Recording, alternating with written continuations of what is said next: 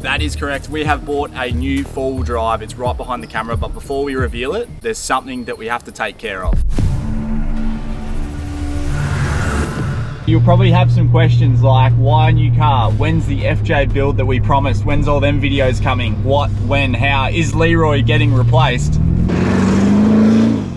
The last question you'll have is, where the hell is this new Caravan? And how many centipedes are getting around with no socks on them? Rightio, we've been keeping this secret for a while, but I swear it's not what you think.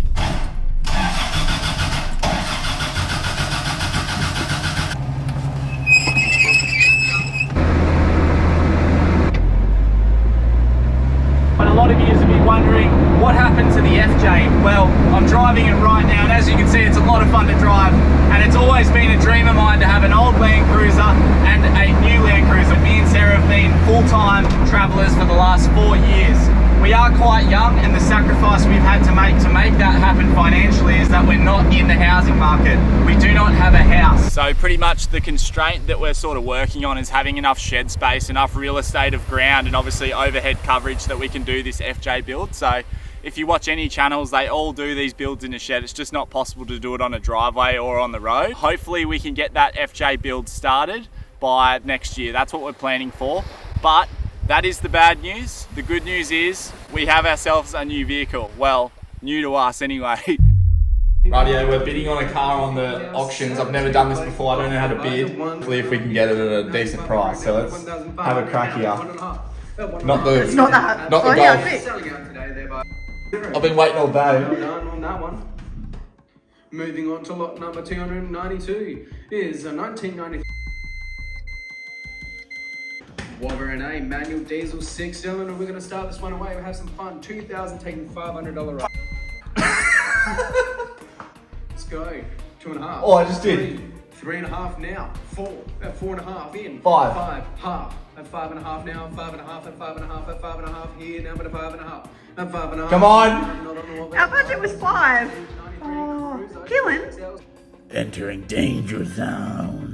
7,500 here now, but 7,500 now. It's got a bit of kit on it as well. That's 7.5 here. Come on. Double bar and the snorkel. That's 7.5. Hit the hammer, you bastard. From here up and above, taking quarters. This is my last one. Keelan Smith. Quarters there, guys. Click that. Our budget was 5. 250. At 250 at 250 now, but at 250 at 250. Was that the knockout blow there, guys? At 250.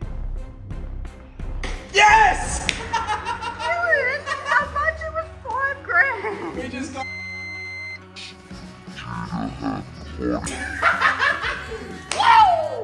You are never doing that ever again. Oh my god. So just like that, I took an unsanctioned risk from the boss, and I've taken a massive gamble on a car that I've never seen in person, and I don't even know, frankly, if it runs. Rightio, so let me know in the comments below, is it just me, or are males programmed, and is it in our DNA, our male chromosomes, to take unsanctioned risks? Now, let me just say this. I've just spent a ridiculous amount of money on a car that I don't even know if it runs. I've never seen it in person. The pressure is now on. If this car is a dud, or if it doesn't run, or if it's more buggered than what we think it is, I'm in serious trouble of a divorce here. Like I said, fully unsanctioned. I went over budget, so the pressure is on. I was absolutely crapping my dacks to see if this thing was exactly what I thought it was, or is it an absolute lemon. We're up at Pickles here in Perth, and it's a bit foreign to me driving through a bloody one of these auction sites. There's that many wrecked cars, it's not funny, but I can't believe how many cars are coming in and out. It's insane. But yeah, we're gonna quickly pick the car up. I've got a trailer on behind me. I've just hired a U-Haul. So let's see how we go here. Yeah, this could be bloody very, very interesting. Now, the next issue, there was one big problem with our plan, and that was I was lacking some key skills to pull this plan off. Righty, I'm a bit of a fish out of water here. Watching a bit of a tutorial on how to... Tutorial? On YouTube. How good's YouTube, eh? You guys are watching YouTube right now. I'm watching YouTube as well. And it's teaching me how to tie a car down to a trailer. So if this is your video, have a look. He's showing me how to do it here. He's quite good at what he's doing. If this is you, shout out to you, mate. You've pulled us out of the video. So all these professional truckies all know what they're doing, and then we rock up and we have no idea. I feel like Russell Coit more than ever. The car came around the corner. It was the first time I've seen this beauty, and it was love at first sight. The car was looking at me, I was looking at the car, and it was a magical few seconds, but I didn't know if it was the voluptuous big differentials underneath it.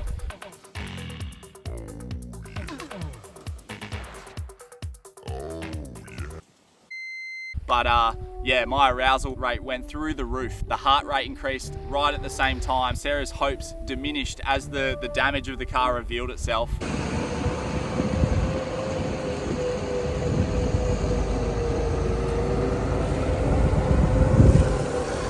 It was actually probably the safest place for me to be outside Leroy and about 10 meters away. That was definitely the safest place for me and my well-being to be at that time. It was touch and go there for a second. Surprise, we bought an 80 series Landcruiser. We're gonna get into the specs and what engine it has in it in a second. But we've bought a wrecked vehicle, and this one's not written off either. But one thing I was spun out about is how these Pickles guys pick up these vehicles with these big forklifts.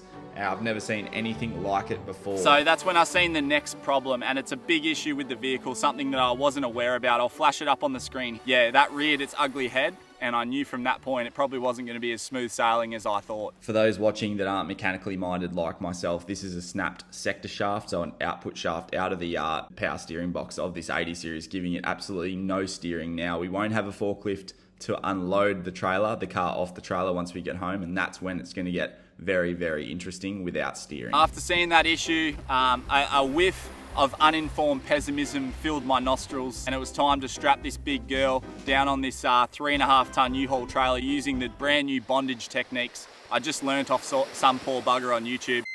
And I had no idea what I was doing, but I was going to have a red hot crack. You know what you're doing?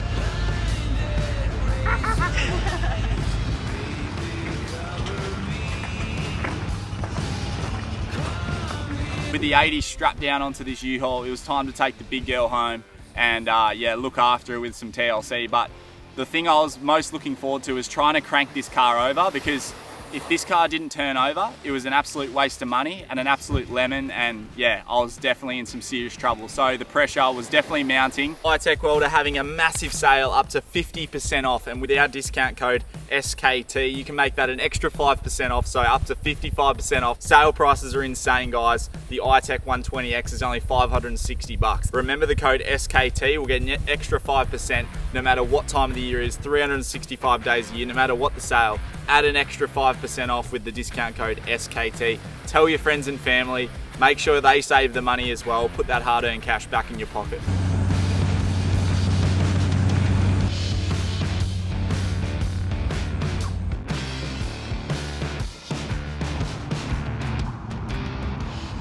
Bit of a side topic here. This is Leroy towing this car home, and I wasn't filming this, Sarah was filming this, but towing 3.5 ton-ish. The EGTs are 290, so under 300 EGTs, and we're chewing about 17.5 litres of fuel. How good is that? Leroy is an absolute weapon for towing, and this is exactly the reason why we're not replacing him. Rightio, we got it home, but we don't know if it starts. We haven't even seen this car. We bought it sight unseen, so this is super scary. I checked the oil, it's got oil. Checked the air cleaner, it's got an air cleaner. I'm out of breath because it's hard work, but I'll see if the battery is even good. Have you got the jump starter on it? No. Needs a jump. That's right. It's trying. Can you hear it? I can hear it clicking, yeah, like over at the front. I actually learnt to drive in an 80 series very similar to this, my old man's old one, and as you can see on my face, I was very worried when I couldn't get this thing to start. I had power on the battery and everything was right, and I just couldn't work out why we weren't getting any ignition and no power. Oh, here we go. Sometimes the solution stares you right in the face, and I realised this car has an immobiliser. But will this car start? The lights are on. Here we go.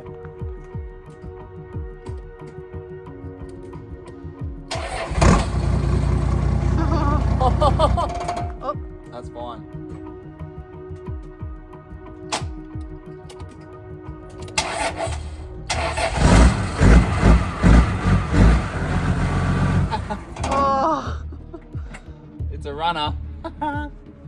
But will we be able to get it off the trailer? Going back to that issue with the steering box, this is where the situation will get very, very interesting, trying to get this vehicle off the trailer.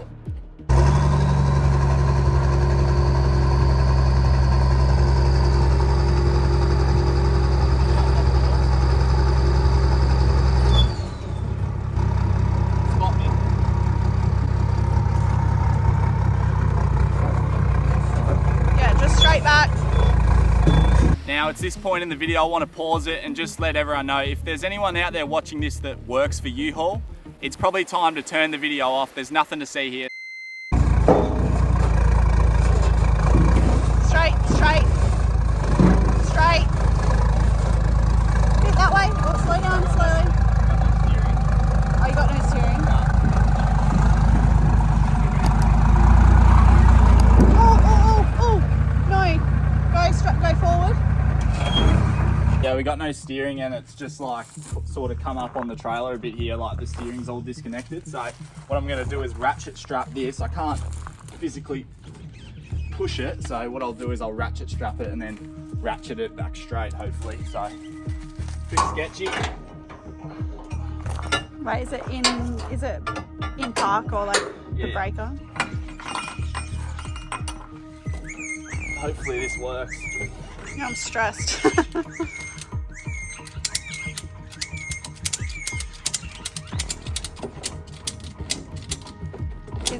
You want me to check the brake? So it's not going to roll into your engine? No, if it rolls, it'll be okay. Yeah, but then it's going to, isn't the wheel going to turn and it will tangle that?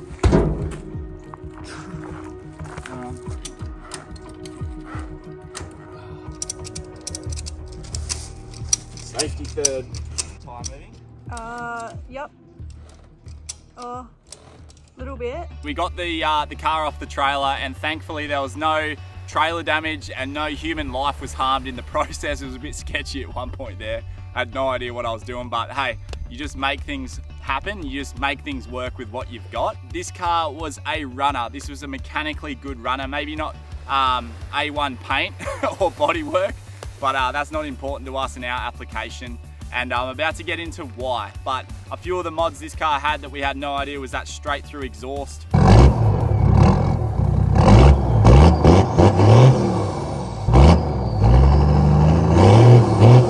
Plus the fuel screw was obviously turned right out on it. There was a lot of diesel, a lot of soot coming out. So the price, we paid just over $8,000 for this vehicle and it has a 1HDT engine in it, which is worth alone around $10,000 in healthy working condition like this one. Plus it has a gearbox, plus it has transfer case. It's got diffs, it's got aircon, power steering, all the fruit. It's got an exhaust system, drawers in the back. We definitely got a very, very good deal. But like I said, it was a huge risk to take. But the relief was overwhelming that I'd actually made a decent call on this vehicle, and it definitely presented, the engine bay presented exactly how it presented in those Nokia photos, and I was absolutely stoked. So the next thing that we have to talk about, and you're probably wondering, the last question is why? Like I said at the start of the video, we've always dreamed of having a brand new Landcruiser, well, newish to us, like this is probably almost 10 years old now, but yeah, new to us, and then having a really old Landcruiser that's like 50 years old. We've always dreamed of that, me and Sarah, and it's a project that we're so out of our depth on, and we haven't started yet, and we can already see how much we're out of our depth and how much work's involved.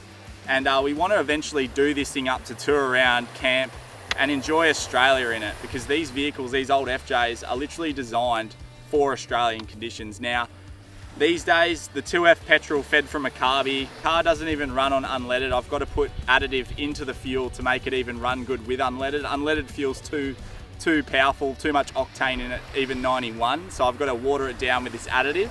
So straight away, it's not ideal for touring. So the reason we wanted to buy this turbo diesel engine was to transplant the engine from the 80 series, the 1HDT engine, which is what's in the 80 series. I failed to talk about that, and put it in this old FJ. So the bonnet space is big enough.